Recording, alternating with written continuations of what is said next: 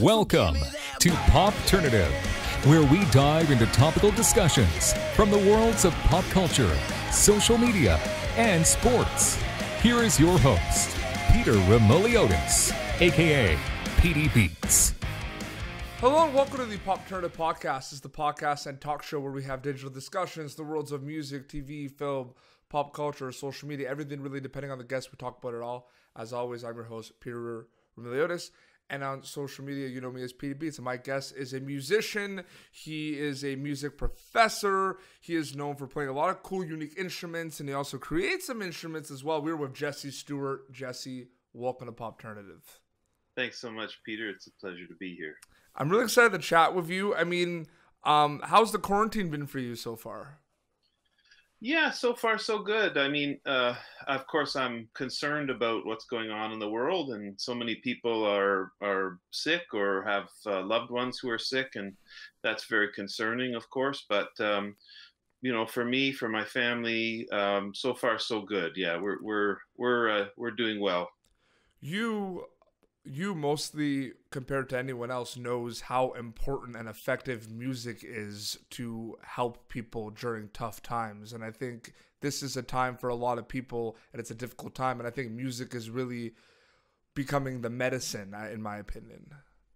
I think that's true for a lot of people. I mean, we're seeing so many live stream concerts and performances and things like that. And a lot of people are tuning in, and it has indeed been a kind of balm or, you know, healing thing for a lot of people to be able to connect through music, even, you know, in a kind of online, you know, framework.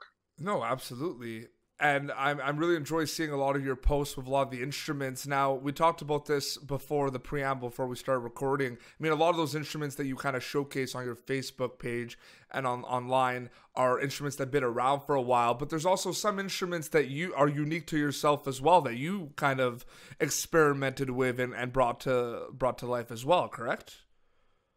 Yeah, that's true. Yeah, so my background is as a composer and performer, and specifically I'm a percussionist. So I think a lot of percussionists, we're often asked to play a wide variety of instruments, and so a lot of my creative practice is about sonic exploration. And so I'm always kind of looking and listening for new sounds, and so sometimes that means finding a very old instrument. So, for example, one of the most recent instruments that I came to have is an instrument called the Uphone, Euphone, and it was invented in 1789 by a guy named Ernst Chladni, but was then largely forgotten for over 150 years. And but then, over the past 50 plus years has kind of been resurrected, but it's still quite rare. So that's an example of a very old instrument, but it's a very unusual sound. But then, yes, I've also, often will explore found objects and found materials for their sonic qualities, I guess. So I've made instruments out of stone, like out of marble and out So of cool. out of metal, out of cardboard, even, like it just, and it's all part of this process of kind of sonic exploration, for lack of a better term. That's so cool. And it's funny, you mentioned a lot of the instruments that people kind of forget about. I mean, that's what kind of social media is for, right? Like a lot of things now can kind of resurface very easily. Yeah, that's true, actually. Yeah, that's actually how I came to learn about the Uphone. Was so this often happens. People hear an unusual instrument and they think of me, and they'll send me the video and say, "Hey, have you heard this?" And that was what happened in the case of the Uphone. And I was like, "Wow, no, I haven't heard that. It's such a interesting and beautiful and unusual sound." So then I sought out. There's one person who is really making exceptional instruments. Examples of this instrument, and so I kind of tracked him down. He lives in France, and we've become friends, and he made a really beautiful instrument for me. I do want to mention, it's very important to my viewers, And it's something that, you know, you've been a percussionist and a musician for many years, and in Canada, our you know, recognition and our award ceremony is called the Junos, and you indeed are, I just want to mention it, a Juno Award winning musician. I just want to say that right now. That's awesome. And I remember I used to be in your class, so you told us that, and then that was like the talk of the town, like, oh, you know, Jesse Stewart, our teacher, he won a Juno. Like, I mean, I'm sure it's something that, you know, you don't want to like, I'm sure sometimes it's something that you don't want to mention all the time, but to have that kind of appreciation, it is pretty cool, right? Yeah, it was nice to be recognized by one's peers, you know, in that way. And the group that won it is a trio that I play in, called Stretch Orchestra, and the other members are Kevin Bright, who's a wonderful guitarist, and Matt Brubeck, who's a wonderful cellist. And so I think it was 2012 we won the Instrumental Album of the Year Juno for our one and only recording. We only ever released the one CD. What I really might do another one someday. What I really enjoyed about a lot of my music classes that I took. So I did my communications major by a minor in music, so I took a lot of courses. You know, shout out to Jesse Stewart, shout out to John Higney, shout out to William Eckerd, shout out to Alyssa Woods, James DeVille. But I discovered a lot of music in the courses. You learned a lot, but you discovered new sounds, and I thought that was important. So is it safe to say that if people like are looking for electives or interested in doing music courses, and maybe music that they wouldn't necessarily be interested in, you know, like, you know, opera or other instrumental music? I mean, it's really interesting how the curriculums are put together now, Jesse, where you're able to discover not only facts but new music. Yeah, for sure. Yeah. I mean, theoretically, I mean, basically all music ever recorded is now available online, just about.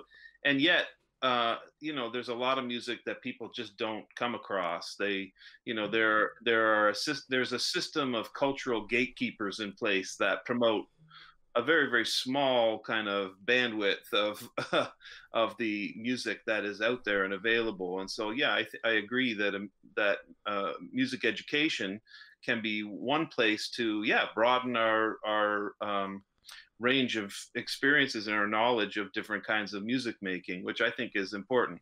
So I'm in the process of developing a new course that is designed specifically for non-music students. Wow. And it's kind of like a music appreciation course, but it takes a very kind of it casts a very broad net in terms of the different types of music making that we'll be looking at in that context. And so that's going to be, I'll be teaching that for the first time in next winter 2021, but I'm starting already to kind of develop that class. William Eckerd had a popular Canadian music class, and we kind of went for all the different years and all the different genres. When we had the hip hop week where we were talking about a lot of Canadian hip hop artists, one of the artists, you know, you go through like the 90s, like the original Maestro Fresh West and all that, and Rascals and Chuck Clare. Just talk about that, and then there was a week where you talk about like the newer artists, like the newer hip hop Canadian artists, and Classified was mentioned. It was like a multiple choice question on the test, and Classified's been on my show a couple of times. Nice. So it was pretty cool to tell them, like, we had to like know your music for our course. Yeah, that's cool. Right on. Which is awesome. But no, I'm telling you, the Carleton's music program showed me a lot of amazing music, and I thank you and all the other professors, because like it does expose us to amazing stuff out there. That's great. I'm really glad to hear that. For sure. One thing I've noticed, and I hope this is a course that it might exist. Is there any courses specifically on preview and trailer music, like music and trailers? There's like James DeVille, we had some film music classes that we talked a little bit about it, but that to me is an unbelievable art. Putting music in a trailer. Yeah, and often the music that we hear in the trailer isn't actually in the finished film. Actually, my colleague, Dr. James DeVille, Mm-hmm. that's an area of Yep. significant interest for him. He Yeah. started a research project called Trailorality Yep. that specifically is looking into music in movie trailers. So he's done a lot of research, probably more than anybody else, on that very specific topic. Because the reason I bring that up is it's a bit current right now because Netflix is pumping out a lot of amazing shows right now, and they put the trailer out for the new Steve Carell show called Space Force, which is the same creators as The Office and Parks and Rec, and there is a clip where they use Kokomo by the Beach Boys, Okay. and it is the most genius use of a song. Like it is excellent, and it's in the trailer. You know what I mean? Okay. I haven't. I didn't know about that show, so I haven't seen the trailer. But Yeah, so it hasn't come out yet. It comes out May 29th on Netflix, but the trailer is out. birthday, Okay. So, well, you know what? I think we need right now specifically. I think we need to laugh. I think we need laughs more than ever, right?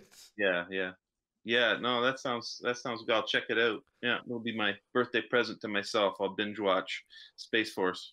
Trend-wise, the last couple of years right now for music and instruments, what are you kind of noticing? What kind of sounds are being popular in terms of people trying to experiment with, and what sounds are you kind of experiencing that people are really starting to like that they might not necessarily have been interested in? Are you noticing any kind of specific trends with an instrument or a type of genre of music, Jesse? Well, that's an interesting question. I mean,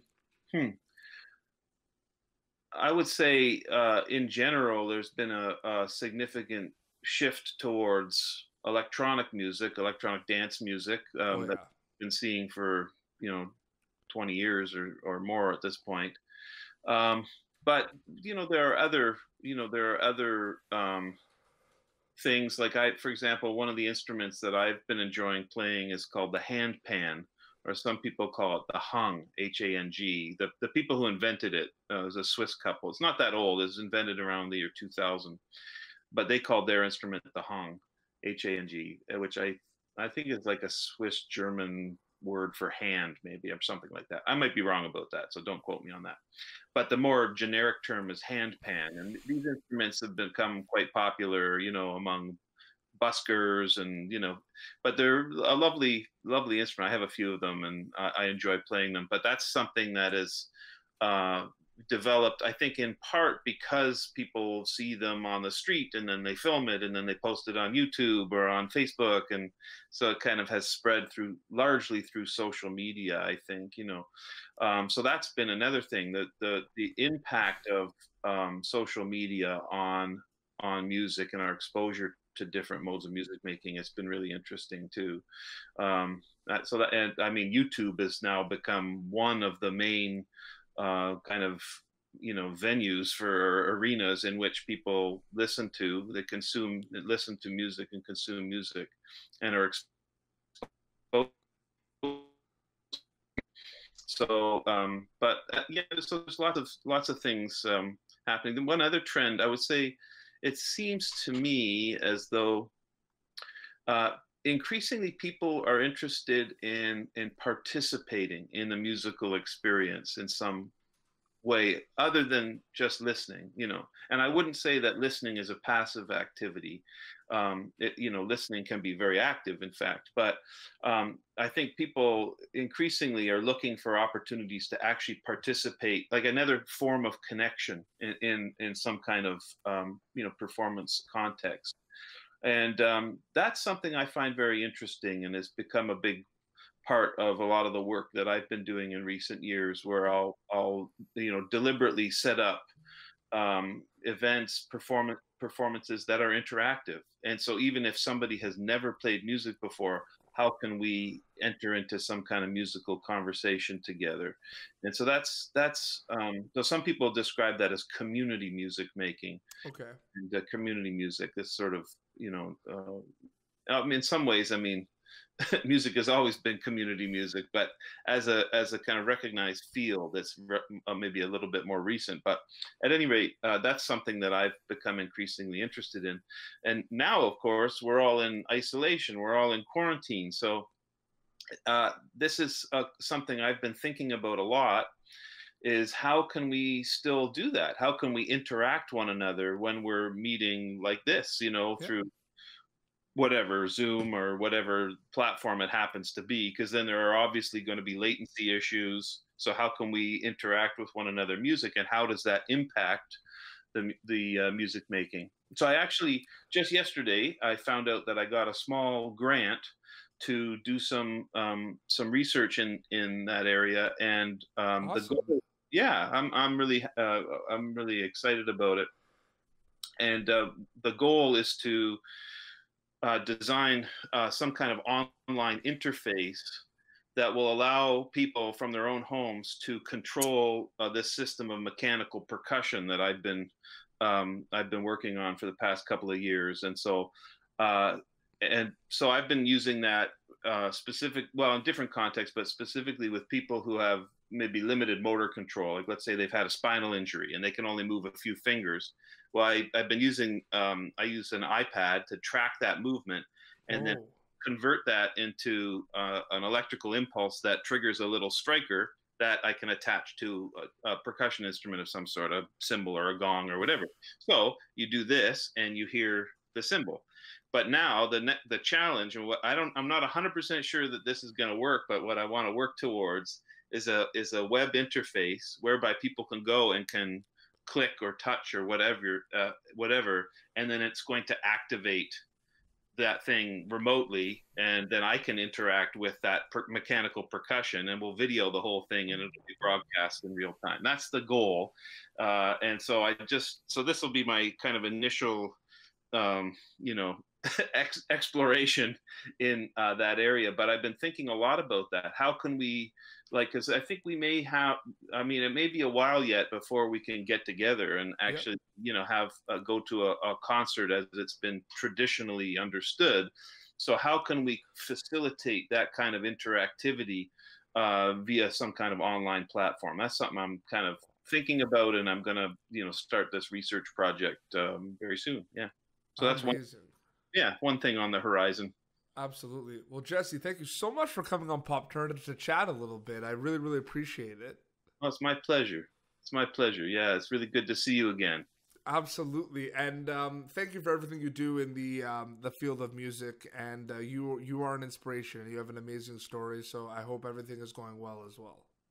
Oh, yeah. No, I'm good. Yeah, I had brain surgery a couple of months ago to remove a brain tumor, but that appears to have been a success, and I feel pretty good. I'm almost back to normal now, and I'm happy to be able to play music again and to, do stuff like this. So I appreciate the invitation. Thank you.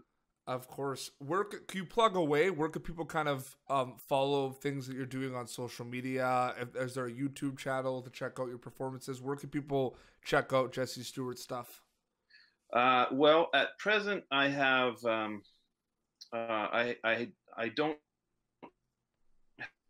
have a YouTube channel, although I'm thinking about that. I've quite a few people about that, so I may try to get that going. But I am on Facebook, so if people track me down there, Jesse Stewart, JESSE STEWART, and I live in Ottawa, if that helps narrow the search.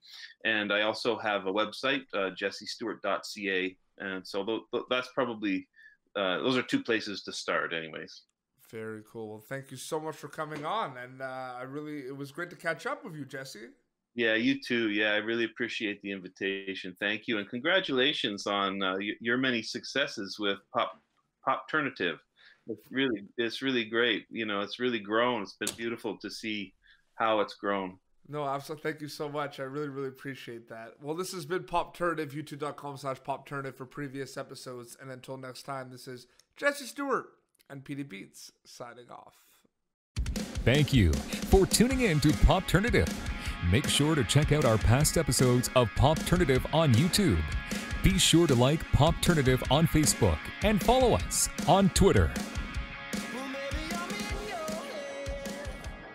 This has been an Autograph Communications production.